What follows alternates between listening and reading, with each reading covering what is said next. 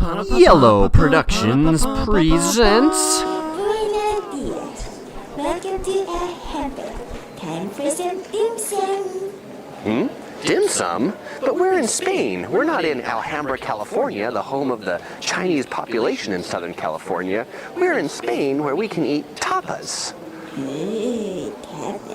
The main attraction at the Alhambra is the palace, and the access to the palace is by time ticket only. You can purchase them on the website in advance, but they can often sell out 30 days ahead of time in the summer on the website. They were sold out by the time we went to look. So we purchased a Granada card, which actually has more reservations than just the website does. Now once you get here, access is only at the time you have. For us, it's 2 o'clock on our card.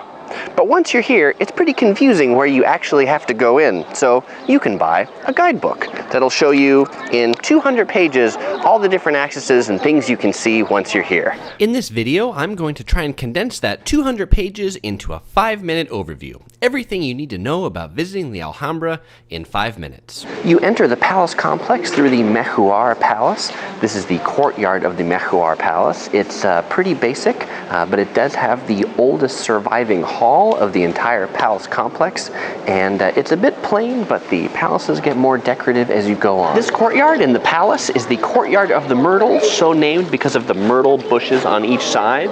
The water is designed to reflect the building into it, and this technique was actually used in this palace a couple hundred years before it was used in the Taj Mahal, where it's the most famous. All throughout the palace is a lot of decorative tile work, and this tile work, these colors aren't painted on, but actually each one of these individual pieces is built like a jigsaw puzzle by the tile setters. Quite a complex process, I must say. The final palace, the Palace of the Leones, or the Palace of the Lions, has the most elaborate courtyard. This courtyard has been under renovation since 2002. It is now 2012. That is a 10-year renovation. I'm sure it'll be even more immaculate once it's complete. The columns and ceilings in the Lion Palace all have the most elaborate decorations and designs. The ceilings of many of the rooms are designed to resemble stalactites. So if you can't get the ticket into the palace, well, the good news is there's much more to see at Alhambra. There are the gardens of Alhambra that are actually much more than gardens. There's a wall that you walk along with a whole bunch of really old and cool looking guard towers that they space them. It seems like almost every 100 feet. This place was very well guarded. The Generalife Gardens are the gardens just across the valley from the main palace gardens. These gardens were created by the Sultan next to his weekend or getaway house, just about a half mile from the main palace, as a place that he could go and relax outside of his palace gardens to the other gardens that were much more relaxing. And I agree, I'm much more at peace. Is it siesta time now?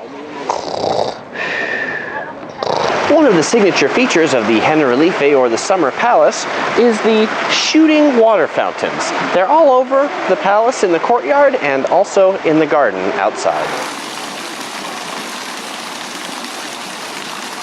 The old citadel at Alhambra is behind me. It is called the Alcazaba, and it was built in 1238 as a fortress to guard this hilltop.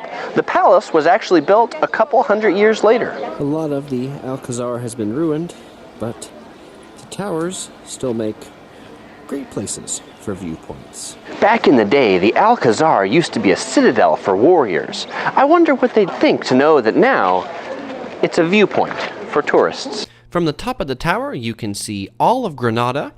Directly down below, Plaza Nueva, which is one of the main plazas in Granada. And then across the way, you can see the Albaicin, a neighborhood of Granada that retains the winding alleyways of its Moorish medieval past. When you're done with the Alhambra, the Albaicin is a pretty neat neighborhood to explore. If you are going to walk around up here, since it was built on a hill and back in the old days, there's a bunch of old-fashioned staircases. So make sure to bring your best stair climbing shoes and stair climbing feet. Up, take the bus. Down, we can walk.